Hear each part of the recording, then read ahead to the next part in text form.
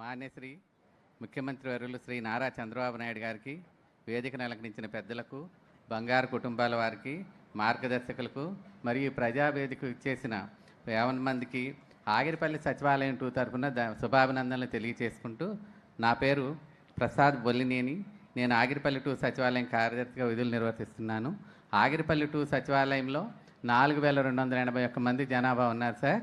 ఈ 4281 మందిలో 734 SC, 142 ST, 3945 others ఉన్నారు సార్.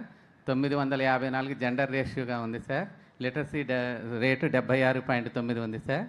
ఈ విధంగా ఉన్న దీంట్లో 1783 కుటుంబాలు మా సచివాలయంలో ఉంటే, ఆ సచివాలయంలో 1753 కుటుంబాలకు గాను 1783 కుటుంబాలకు గాను 1753 కుటుంబాలకు వాటర్ ట్యాప్స్ ఇచ్చి 98% వాటర్ ట్యాప్స్ ఇవ్వడం జరిగింది సార్. అదేవిధంగా 1752 కుటుంబాలకు ఐహెచ్హెచ్ఎల్ నిర్మించి 98% సాధించాం సార్. 100% దీపంలో ఇచ్చేసి దీపం కూడా 1783 మెంబర్స్కి ఇవ్వడం జరిగింది సార్. ఈ గ్రామంలో గ్యాప్స్గా చూసుకుంటే మా గ్రామంలో 4.8 km ఈ సచివాలయంలో ఉంది సార్. ఇంకా 12 km సిమెంట్ రోడ్లుగా అభివృద్ధి పరచవలసి ఉంది సార్. ఇంకా మనకి కావాల్సిన దాంట్లో సీసీ డ్రైన్స్ 1 km నిర్మాణం జరిగింది సార్. 20 km సీసీ డ్రైన్ నిర్మాణం చేయించుకోవాల్సిన అవసరం ఉంది సార్. ఈ విధంగా మనకి ఇక్కడ ఆగిరిపల్లి గ్రామంలో ప్రధానంగా వ్యవసాయం మరియు పశుపోషణ మీద ఆధారపడి జీవనం సాగిస్తున్నారు సార్. దీంట్లో భాగంగా మీరు చెప్పినట్లు ఈ వ్యవసాయం మరియు పశుపోషణలో మనకి కొత్తగా ఏమైంది సెక్టార్స్ అంటే, ఇక్కడ తలసరి ఆదాయం 2,06,403గా ఉంది సార్.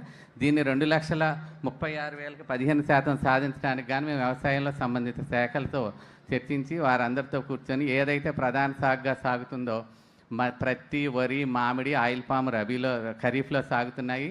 అదేవిధంగా రబీలో పామాయిలు, రబీలో వచ్చేసి పశుగ్రాసం, మొక్కజొన్న మరియు పొగాకు సాగు చేస్తున్నారు సార్. ఈ సాగుతో పాటుగా మీరు చెప్తున్న విధంగా 3 పంటల విధానాన్ని ఇక్కడ ఇంట్రడ్యూస్ చేయడం కోసం నీటి ఎద్దడి తట్టుకోవడానికి ఉపయోగపడే పశుగ్రాసం వంటి వాటిని చేయించి జీవీఏ పెంచడానికి కృషి చేసి ప్రణాళిక తయారు చేసుకున్నాం సార్. దీంతో పాటుగా ఇక్కడ ఏదైతే మనకి ఏపీసీఎన్ఎఫ్ ద్వారా ప్రకృతి వ్యవసాయాన్ని ప్రోత్సహించి ప్రజలకు జీవీఏ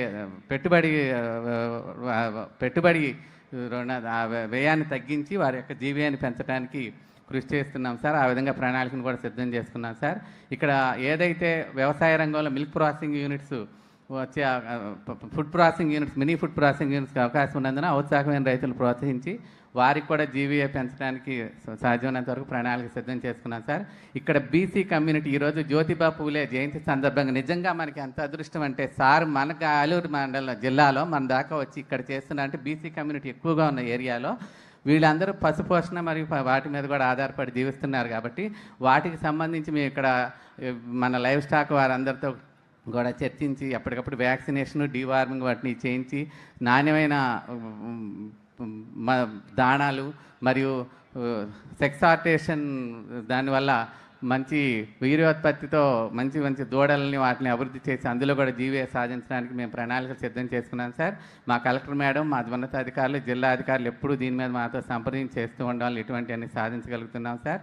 ఇంకా మేము అన్నీ కూడా ఆలోచిస్తే దీంట్లో మిల్క్ అండ్ మీట్ ప్రొడక్ట్స్ కోసం కూడా దాన్ని మేము అన్నీ కూడా వీళ్ళకి మంచి ప్రోత్సాహకాలు అందించడానికి మేడం చాలా కృషి చేస్తున్నారు సార్.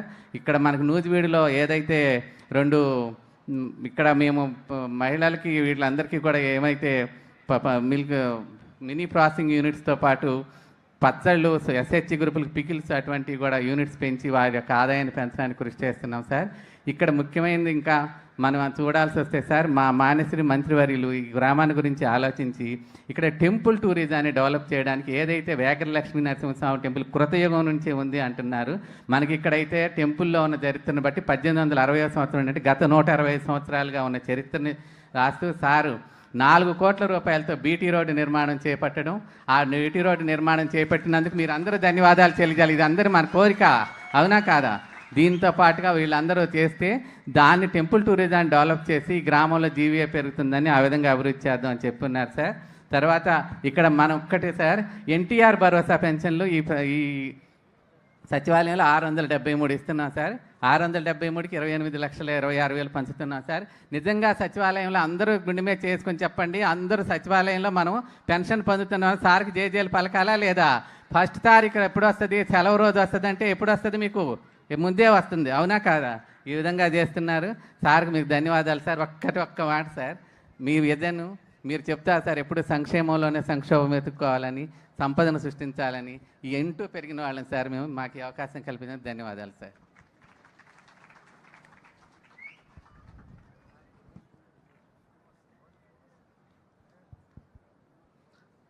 తదుపరి మన మంత్రివర్యుల చేతుల మీదుగా ఇక్కడ ఫేమస్ అయిన వీణ మరి బహుకరిస్తున్నారండి. మీ అందరు తెలుసు, మన ప్రాంతంలో ఎప్పటి నుంచో ప్రసిద్ధి చెందిన ఈ వీణ తయారీదారు నరసింహరావు గారు ఉన్నారు. సో వారు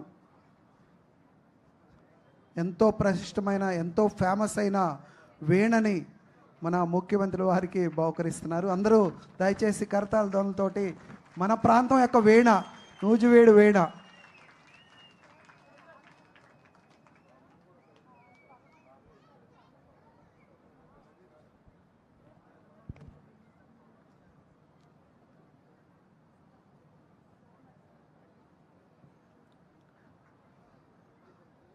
తదుపరి మన ముఖ్యమంత్రి వర్యులు శ్రీ నారా చంద్రబాబు నాయుడు గారు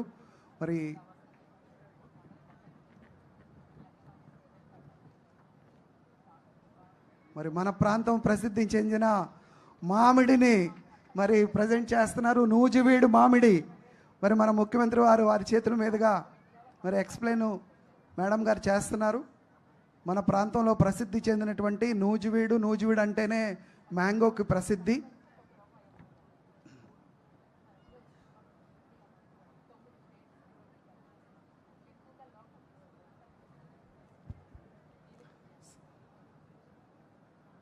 సో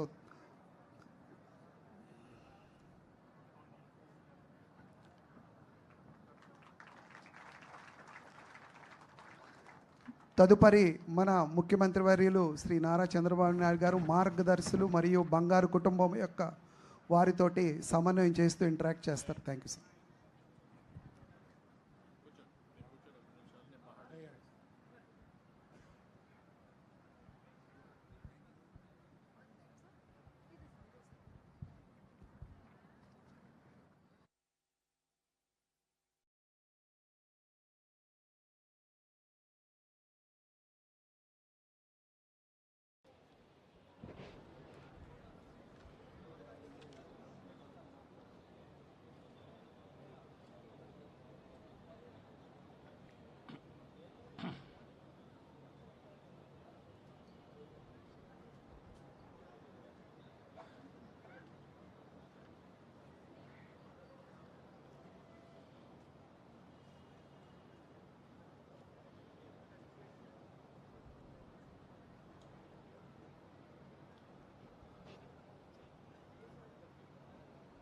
వేదికపై ఉన్న